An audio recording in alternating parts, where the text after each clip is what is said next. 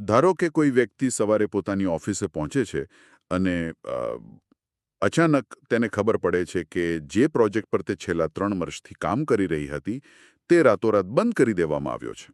ઓહ વાહ! એ તો બહુ મોટો આંચકો કહેવાય. હા, બિલકુલ. અથવા ધારો કે કોઈનો સૌથી મોટો બિઝનેસ ક્લાયન્ટ અચાનક કોઈ કારણ વગર કોન્ટ્રાક્ટ રદ કરી દે છે. તો આવી સ્થિતિમાં માણસનું સૌથી પહેલું રિએક્શન શું હોય છે? મોટા ભાગે તો ગભરાટ જ હોય છે. સાચી વાત છે. ગભરાટમાં વ્યક્તિ તરત જ પોતાનો બાયોડેટા કે રિઝ્યુમ અપડેટ કરવા બેસી જાય છે. 20 અલગ-અલગ જગ્યાએ નોકરી માટે અરજી કરી દે છે અથવા તો રાતોરાત પોતાની આખી કારકિર્દીનો નવો 10 વર્ષનો માસ્ટર પ્લાન બનાવવા માંડી પડે છે. હા, કારણ કે આપણને હંમેશા એવું જ શીખવવામાં આવ્યું છે કે કોઈ પણ સમસ્યા આવે એટલે તરત જ એક્શન લેવું જોઈએ. કંઈક તો કરવું જ જોઈએ. એક્ઝેક્ટલી. પણ જો વર્તણૂકીય મનોવિજ્ઞાન એટલે કે બિહેવિયરલ સાયકોલોજી એમ કહેતી હોય કે આવા સમયે કોઈ પણ મોટું કે ઉત્પાદક કામ કરવું એ વાસ્તવમાં સૌથી મોટી ભૂલ સાબિત થઈ શકે છે તો? આ ખરેખર એક એવો વિચાર છે જે આપણી સામાન્ય માન્યતાઓથી બિલકુલ અલગ છે. એટલે આપણે હંમેશા સમસ્યાને ઉકેલવા તરફ દોડવા ટેવાયેલા છીએ. બરાબર. પરંતુ જુઓ, જ્યારે કારકિર્દી અથવા આવકમાં કોઈ મોટો અને અણધારી આંચકો લાગે છે ને, ત્યારે મગજ જે પરિસ્થિતિમાંથી પસાર થઈ રહ્યું હોય છે તે કોઈ પણ સામાન્ય સમસ્યા કરતાં સાવ અલગ હોય છે. હું તો કહીશ કે તે એક માનસિક ભૂકંપ જેવું હોય છે. અને આજના આ ઊંડાણપૂર્વકના અભ્યાસમાં આપણે બરાબર આ જ વિષય પર એક નવી દૃષ્ટિથી વિચાર કરવાના છીએ. આપણી પાસે પૂર્વાંગ ગાંધી લિખિત એક અત્યંત રસપ્રદ લેખ છે. હા, the steady path through career transition, એટલે કે કારકિર્દીના પરિવર્તનમાંથી પસાર થવાનો સ્થિર માર્ગ. સાચું. અને તેમાં પણ ખાસ કરીને આપણે લેખના દિવસ 2 ભાવનાત્મક ઉતાર-ચઢાવ, ડર, શરમ અને પછી શક્યતાઓ નામના ભાગ પર ધ્યાન કેન્દ્રિત કરવાના છીએ. આપણું મિશન એ સમજવાનું છે કે જ્યારે કારકિર્દીનો પાયો હચમચી જાય ત્યારે મગજની અંદર ખરેખર કયો મનોવૈજ્ઞાનિક દ્વંદ્વ ચાલી રહ્યો હોય છે. અને શા માટે તરત જ બધું ઠીક કરવા કૂદી પડવું એ નુકસાનકારક છે, ખરું ને? હા, બિલકુલ. આ કોઈ નોકરી શોધવાની ટિપ્સ વિશેની ચર્ચા નથી. આ તો જ્યારે અસ્તિત્વનું સંકટ ઊભું થાય ત્યારે આપણું મગજ કેવી રીતે કામ કરે છે તેના વિશેની એક સફર છે.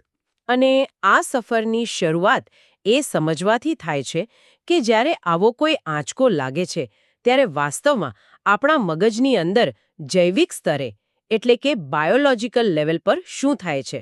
પૂર્વાંગ ગાંધી તેમના લેખમાં બહુ સરસ રીતે વર્ણવે છે કે આ તબક્કામાં આપણું મન ક્યારેય સ્થિર હોતું નથી. એટલે સતત વિચારો બદલાતા રહે છે. હા, તે અત્યંત પ્રેક્ટિકલ અને અત્યંત ભાવનાત્મક વિચારો વચ્ચે સતત ભટક્યા કરે છે. અને આનું એક બહુ મોટું વૈજ્ઞાનિક કારણ છે. અચ્છા. શું છે એ કારણ?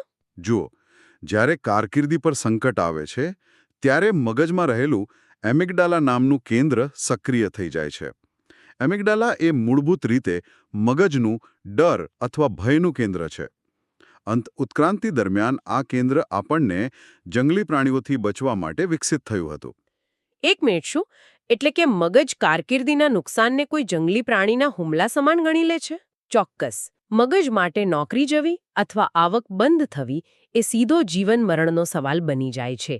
એમિગડાલા હાઈજેક થઈ જાય છે અને તે મગજના તાર્કિક કેન્દ્ર, જેને આપણે પ્રીફ્રન્ટલ કોર્ટેક્સ કહીએ છીએ, તેનો સંપર્ક સાવ કાપી નાખે છે. અરે વાહ! એટલે પેલો સર્વાઇવલ મોડ ઓન થઈ જાય છે. માત્ર બચી જવાની વૃત્તિ. એક્ઝેક્ટલી. પ્રીફ્રન્ટલ કોર્ટેક્સ, જે આપણને લાંબા ગાળાનું વિચારવામાં, શાંતિથી નિર્ણયો લેવામાં અને પરિસ્થિતિનું તાર્કિક વિશ્લેષણ કરવામાં મદદ કરે છે, તેને પૂરતું લોહી અને ઓક્સિજન જ નથી મળતું. કારણ કે બધી ઊર્જા પેલા ભયના કેન્દ્રમાં જતી રહી હોય છે. હા, બધી જ ઊર્જા ત્યાં કેન્દ્રિત થઈ ગઈ હોય છે. તો આનાથી પેલી અસ્થિરતા સમજાય છે જેનું લેખમાં ઉલ્લેખ છે. હમ એક તરફ ભયનું કેન્દ્ર બૂમો પાડી રહ્યું છે કે બધું ખતમ થઈ ગયું, હવે હું ક્યારે સફળ નહીં થાવ, લોકો મારા વિશે શું વિચારશે. હા, અને બીજી તરફ તાર્કિક કેન્દ્ર એકદમ ધીમા અવાજે કહેવાનો પ્રયાસ કરી રહ્યું છે કે મારે બેંક એકાઉન્ટ ચેક કરવું જોઈએ, મારે રિઝ્યુમ બનાવવું જોઈએ. બરાબર છે. આ બે વચ્ચે મન એક લોલક અથવા પેન્ડ્યુલમની જેમ ખૂબ જ ઝડપથી ઝૂલતું રહે છે. ચલો, આ બાબતને થોડી વધુ વિગતવાર સમજીએ. હું આને એક ઉદાહરણથી સમજાવવા માંગતો હતો. પેલા સ્માર્ટફોન જેવું. સ્માર્ટફોન એટલે કેવી રીતે? ધારો કે તમારી પાસે એક સ્માર્ટફોન છે અને તમે તેમાં એક સાથે 10-15 હેવી એપ્લિકેશન્સ ખોલી નાખી છે. વિડિયો એડિટિંગ, ગેમ્સ, બધું જ. હવે શું થશે? ફોન હેંગ થઈ જશે, સ્ક્રીન ચોંટી જશે. બિલકુલ, ફોન હેંગ થઈ જાય છે કારણ કે તેનું પ્રોસેસર ઓવરલોડ થઈ ગયું છે. અહીં પ્રોસેસર એટલે આપણું મન. જ્યારે આટલા બધા ડર અને લોજિકના વિચારો એકસાથે ચાલે ત્યારે મન હેંગ થઈ જાય છે. આ બહુ જ સચોટ એનાલોજી છે. અને આ અતિશય ઝડપી વૈચારિક ગતિવિધિ જ માણસને સંપૂર્ણપણે થકવી નાખે છે. કોઈ સ્પષ્ટ કારણ વગર બેચેની અનુભવવી, ઊંઘ ન આવી કે સતત ગભરામણ થવી એ કોઈ ખામી નથી. એ કોઈ બીમારી નથી. ના, જરાય નહીં.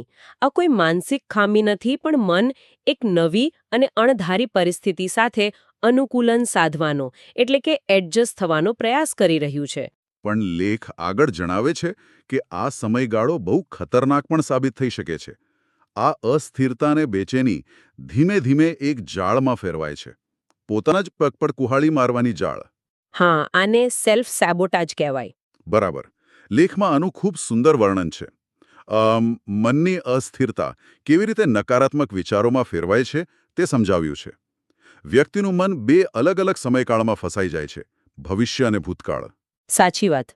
એક તરફ ભવિષ્યની ચિંતા ડરાવે છે કે હવે મારું શું થશે, કેવી રીતે ઘર ચાલશે, અને બીજી તરફ વ્યક્તિ ભૂતકાળના નિર્ણયો પર સવાલો ઉઠાવવા લાગે છે કે જો મેં 3 વર્ષ પહેલા પેલું પ્રમોશન સ્વીકારી લીધું હોત ને તો આજે મારે આ દિવસ ન જોવો પડત. અને આમાં એક બીજું બહુ મોટું પરિબળ છે સરખામણીનું.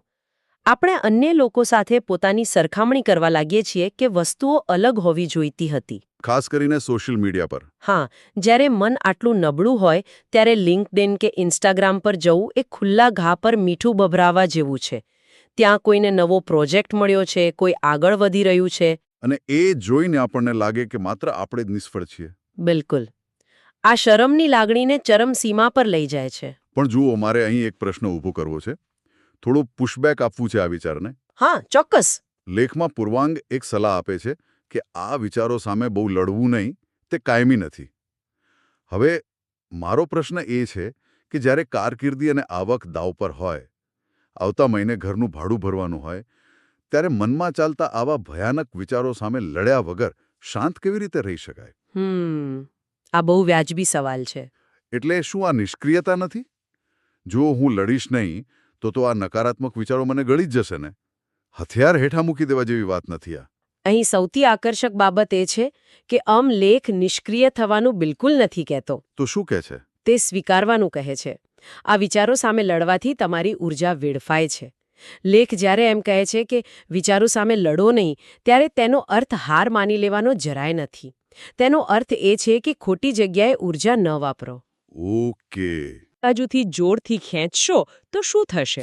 સીધી વાત છે, ગાંઠો વધુ મજબૂત બની જશે અને કદાચ દોરો તૂટી પણ જાય. બરાબર. નકારાત્મક વિચારો સામેની લડાઈ એ ગૂંચવાયેલા દોરાને જોરથી ખેંચવા સમાન છે.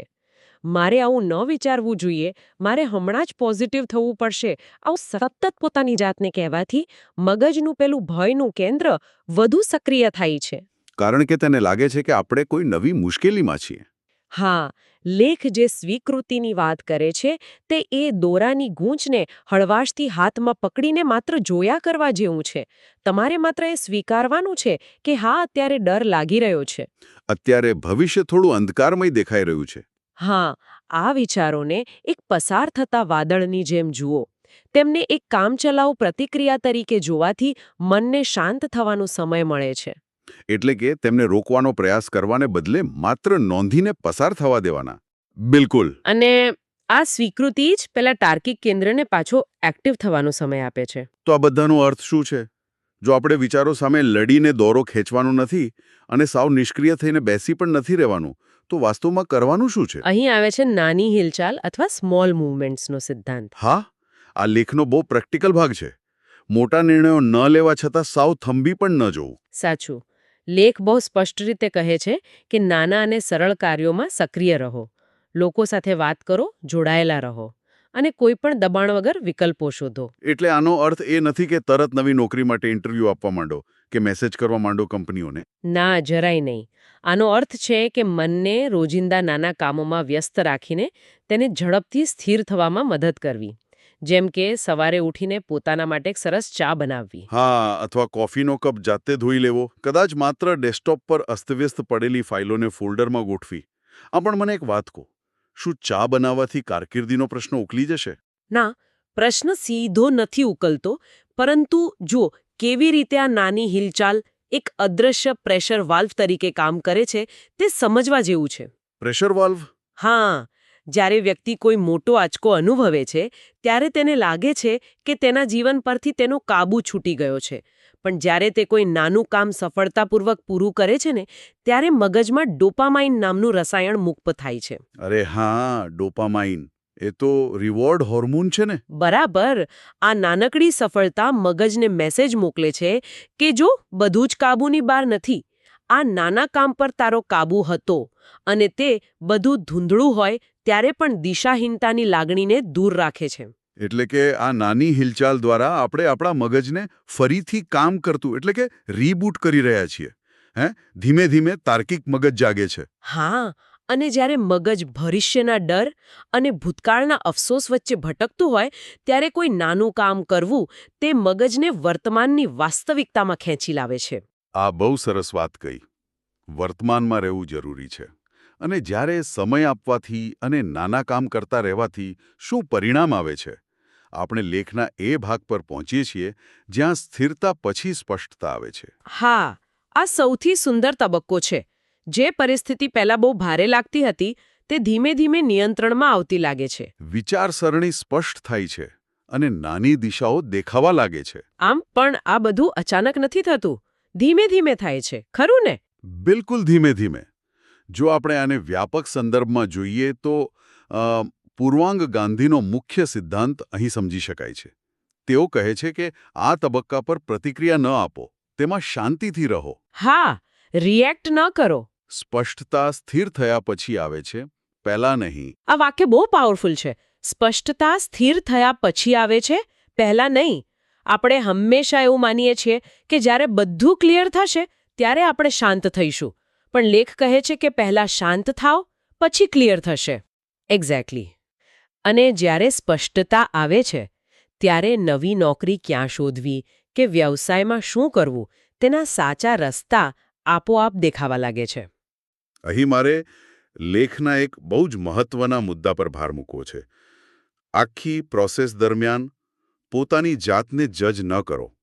હા, આ બહુ જરૂરી છે. આ કોઈ નિષ્ફળતા નથી.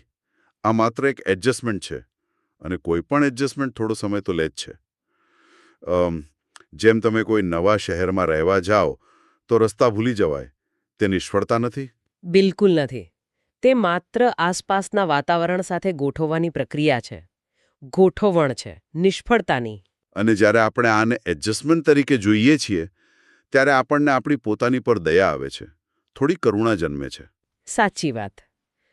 તો આજની આ ચર્ચાને સમેટી લેતા હું એટલું જ કહીશ કે મુખ્ય ઉપદેશ એ છે કે આજે જ બધું ઉકેલવાની કોઈ જરૂર નથી. માત્ર એટલા સ્થિર રહેવાની જરૂર છે કે જેથી આવતીકાલે વધુ સ્પષ્ટ મન સાથે આગળ વધી શકાય. બિલકુલ. આજના માટે આટલું જ પૂરતું છે. માત્ર ટકી રહેવું. હા, અને જતા પહેલા હું સાંભળનારાઓ માટે એક વિચાર મૂકીને જવા માંગુ છું. ચોક્કસ. જો આપણે હંમેશા સમસ્યાઓને તાત્કાલિક ઉકેલવા ટેવાયેલા છીએ. કંઈ પણ થાય એટલે તરત જવાબ જોઈએ. પરંતુ વિચારો કે જો મન સ્થિર થયા પછી જ સાચી સ્પષ્ટતા આવતી હોય તો ઇતિહાસમાં એવી કેટલી કારકિર્દીની ભૂલો હશે જે માત્ર એટલા માટે થઈ હશે કારણ કે કોઈએ પોતાના મનને શાંત થવા માટે એ બીજા દિવસનો સમય જ ના આપ્યો. બહુ ઊંડો વિચાર છે આ. ડરના માર્યા કોઈ ખોટી નોકરી લઈ લીધી હોય. કદાચ ક્યારેક જીવનના સૌથી મોટા વાવાઝોડા વચ્ચે સૌથી મોટું એક્શન, કોઈ પણ મોટું એક્શન ન લેવું એ જ હોય છે. સાચે જ. તો આજના આ ઊંડાણપૂર્વકના અભ્યાસમાં જોડાવા બદલ આપ સૌનો આભાર. ફરી મળીશું એક નવા વિષય સાથે.